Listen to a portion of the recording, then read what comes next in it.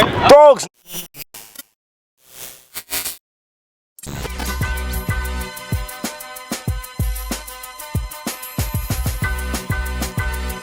We are taught by the Honorable Minister Louis Farrakhan to show courtesy, respect, and kindness, to be polite to all people as long as they are courteous, respectful, kind, and polite to us.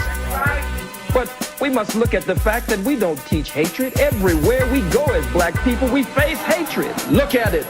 Look at it. Angel food cake, white people say, is white. Devil's food cake, you say, is black. You wear white to weddings and black to funerals. Black ball, black male. You give us a blonde-haired, blue-eyed, pale-skinned, buttermilk complexion Jesus in contradiction to the black Jesus with nappy hair in the Bible. Up next, we are here in Brooklyn at Herbert Daughtry's church at the tribute for the great Dr. Khalid Abdul Muhammad. The next speaker, guest speaker, lecturer you will be seeing is Dr. Umar Johnson. He gave great information for all in attendance at this great event. Stay tuned. We have an exclusive interview coming up, but we'll just show you some footage of all the people in attendance.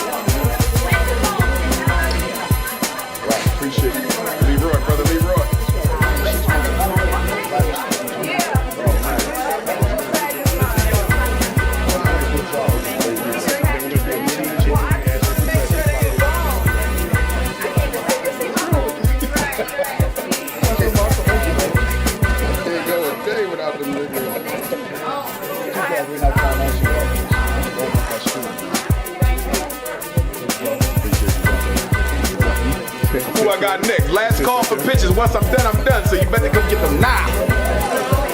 Right there on the table. How we doing? I'm doing super, man. How you doing? Right. Anytime I meet me, I call them. My auntie's name. I mean, I got to call my auntie. What's going on?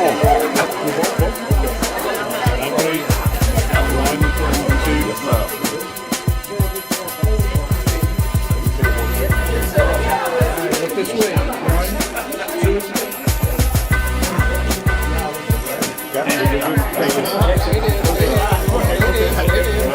2. Okay, on 3.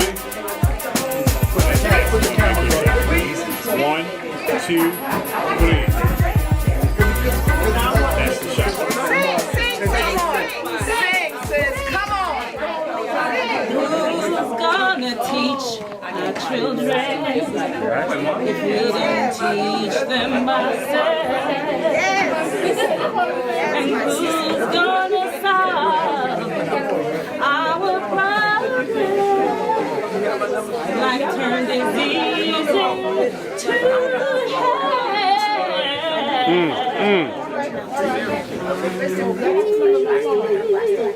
Let's see a time way before drug pushing pharmacy. Nice. Had no words, we had no words for others. A time when we lived as one.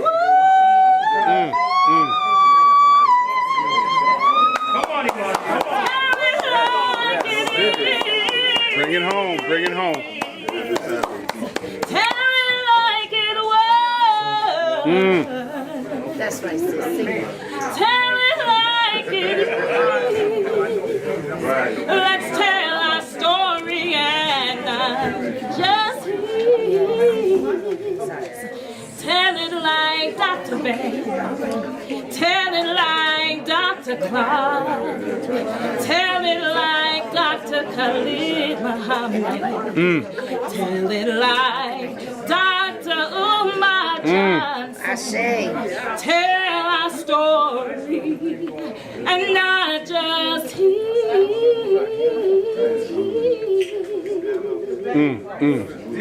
Wow.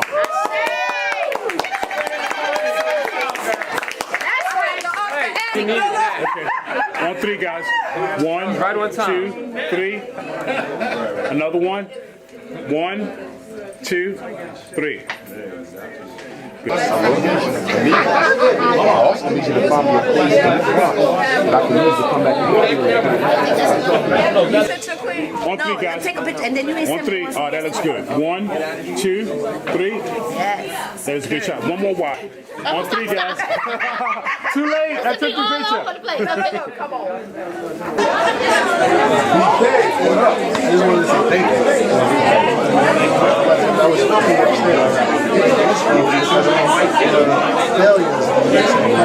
One on 1.5 on FM. 101.5. Yeah, I'm on up there. Okay, and I'm gonna have you stay right there. There's a shotgun mic, but your voice carries. So, peace. We're here from Akabula Mine. We have the great Dr. Umar, who has come out in honor of Dr. Khalid's memory, and he dropped so much information, so much knowledge. One of the points you touched on that just hit me that makes so much sense. You said how much money is made off black failure. The only other scholar I heard worded was Dr. Yala Africa, who said there are industries that make money off our dysfunctions, whether it's alcohol, tobacco, other behaviors, they get rich off. So how do we disconnect from that? I know you spent time spending, but for our viewing audiences, how do we break that code? I think the way we break that code is, number one, we have to give our people an alternative. Whenever you want people to stop doing one thing, you got to point them in a different direction. One of our weaknesses is our people know what they should not do, but there's no alternative to switching. So we have to build systems, programs, and institutions to give our people an opportunity to do something different. It's like when you say buy black, well, you can say that. But if I have 4 children and I'm a single parent, and I'm surrounded by Latino, Arab, Asian, East Indian businesses, I cannot buy black. You have to give me an alternative to make it easier. So it's one thing to put a demand on our people, but it's something else to give them that alternative. People criticize the church a lot. Of course, we know a lot of churches do good, like this one here. But for those churches that don't do good, if you want the people to leave it, where is your magnet? Where is your alternative system, institution that's going to draw them away from the dysfunctional behavior to the functional behavior? Without alternatives, we cannot expect our people to change. And it can't get any clearer than that. You also question why do parents submit and give their right to their children to be analyzed in a sense by people who hate them. Yes. But is it like the white coat syndrome? When people walk into a doctor's office, they feel they have no right to That's speak about exactly their what own it body. is. We already have an inferiority complex vis-a-vis white people. That inferiority complex is intensified when the white person has credentials that exceed our own. So we walk into the doctor's office, we're already intimidated because they're white, and then we're additionally intimidated because they're a doctor. We go into the school, we're already intimidated by the principal and teacher because they're white, then we're additionally intimidated by the fact that they hold a master's or a doctorate degree. So you're looking at double, triple, quadruple intimidation, which is working against our children's best interests. So our parents have to start walking into the school system unapologetically African, speaking up for the best interests of their child as they see it. Forget being an expert, forget the credentials, because none of the diagnoses that are putting our children in special ed can be scientifically verified. Their opinions, their philosophies, their theories, they're not facts. And because they cannot be proven, because no theory can be, your opinion is just as important as the psychology. I share. So you're getting that message across. You mentioned several events that a parent that I believe was 11 to 17. Yes. If they have a youth, please give those dates, those locations. How can they come out and support you? Yes, the second annual Unapologetically African Frederick Douglass Marcus Garvey Black College and Consciousness Tour will be leaving from Atlanta, Georgia. I repeat, Hotlanta, Georgia, June the 28th to July the 12th. 14 days, 14 nights with Dr. Umar Johnson. We're going to go to the Dr. King Center. We're going to go to Clark University, Spelman, Morehouse, Tennessee State, Fisk, Lamona Owen College, South Carolina State, Tuskegee.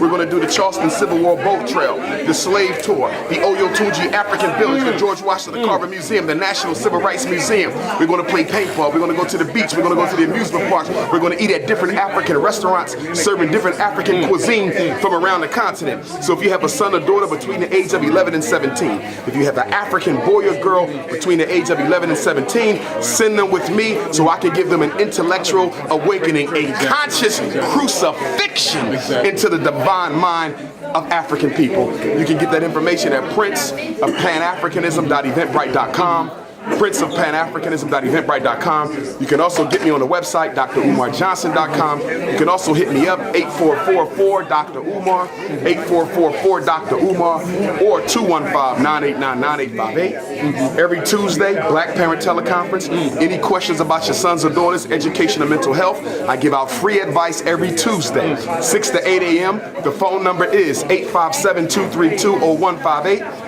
857-232-0158. The access code 870-864-POUND, 870-864-POUND. Any questions you have about your children, you can get advice from yours truly. We're also working on the Frederick Douglass Marcus Garvey Academy. Keep them donations coming. GoFundMe.com/Dr. Umar. Check the money orders payable to FDMG Academy, P.O. Box 6872, Philadelphia, Pennsylvania 19132.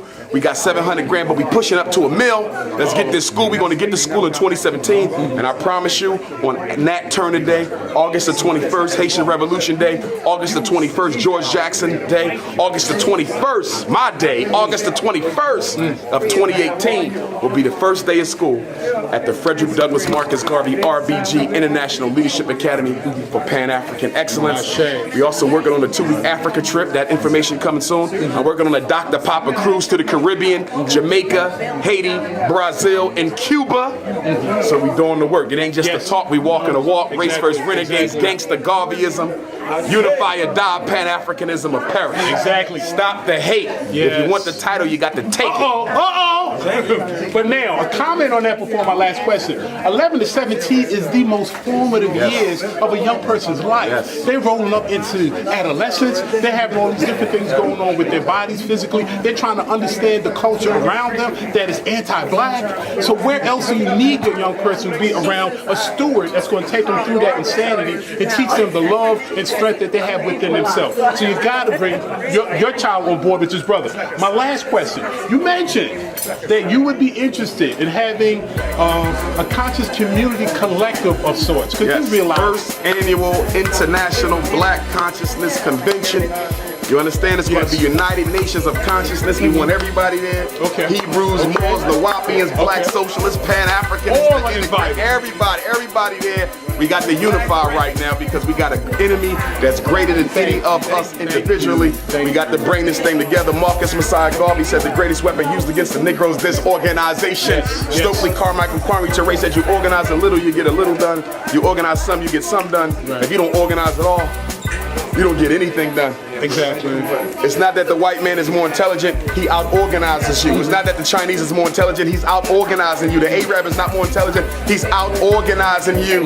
Kill the cracker inside so we can give birth to the African. Exactly. So you're calling for unity in the conscious community. So, and then, no more hate, it's all unity. This might even be the first gesture of unity possibly, even though this show is being taped for Akibu Online. Yes, sir. If I have your approval, I would like to present it on airways. That in the past might have been whatever, but I know they love you. I love you. Yeah, but guess what? I'm going to shop this on Black News 102. I'm going to reach out to Doggy Diamonds. I'm going to reach out to all these brothers and say, let's come together. Let's come together. With the right mindset. Yes, with check no the intent, egos at the the hustle, ego, status. Everybody come on the one plane. Yes. Remember, our culture is not vertical. Our culture is horizontal. Yes. Everyone equal. Let's come to the table like that. Right. The circle. Yeah, and you all have importance. Everyone has a role to play. Everybody got a role to play. That got to be big or small. Everybody's important. But let's come on and be on the same team. That's right. You know, let's roll with the teamwork, baby. Doing the work. So in closing, good can't win a Super Bowl by yourself. Yes, continue. Much respect, much love. Continue to do your work and continue to come out and support this brother, Dr. Umar. Brooklyn, one of our champions. Shout out to New York. Y'all helped to make me. Shout out to Chicago. Y'all helped to make me. LA, Houston, Carolina, Detroit, Indianapolis, Jamaica, South Africa, Nigeria. You will see me soon. Turks and Caicos Islands, Bermuda, St. John, St. Croix, St. Thomas. The Prince is here. Our champion, y'all. Our champion.